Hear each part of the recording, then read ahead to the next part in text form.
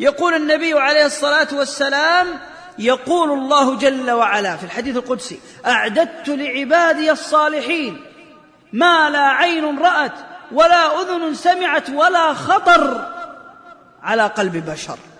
مع هذا الوصف الدقيق من الله، إلا أن الله يقول: ما يخطر ببالك. طيب ليش؟ لأنك تركت الغناء من أجل الله، تركت الزنا من أجل الله، تركت النظر الحرام من أجل الله، تركت الربا من أجل الله، تركت الغش من أجل الله، تركت الشتام واللعان والغيبة والنميمة من أجل الله، تركت سفك الدماء والمباغضة والمكارهة والمعاندة والمحاسدة والمنافقة من أجل الله، تركت طريق العلمانية والليبرالية من أجل الله، سلكت طريق الله ومنهج رسول الله صلى الله عليه وآله وسلم، فكان لك ذلك الموعود في الجنة.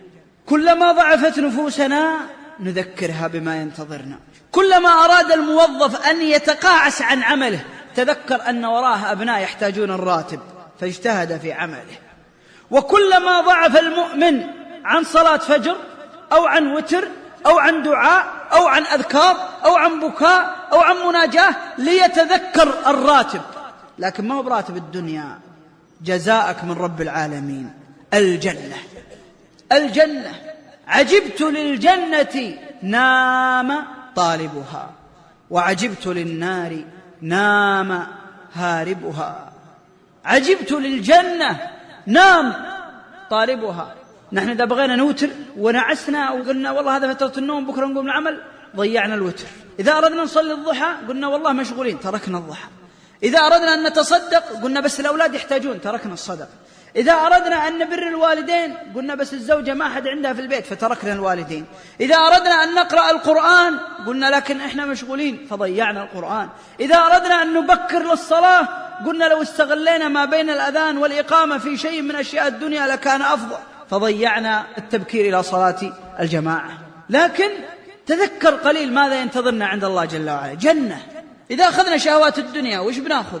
مدح الناس، ثناء الناس، أصحاب، أصدقاء، أن الناس تكون معنا بتشجعنا وبيمدحوننا وبيكتبون عنا في الإنترنت وبيثنون علينا في الحواري والشوارع، يقولون فلان ما مثله، فلان لا ساق السيارة راعي طارة، وفلان إذا تكلم راعي بلاغة، وفلان إذا أكرم ذبح وأعطى. الناس ننتظر من الناس، هم ناس بشر، مخلوق مرزوق مربوب، لا ينفعك ولا يضرك ولا يعزك ولا يذلك ولا يهديك ولا يقدمك ولا يؤخرك. مسكين، هو محتاج.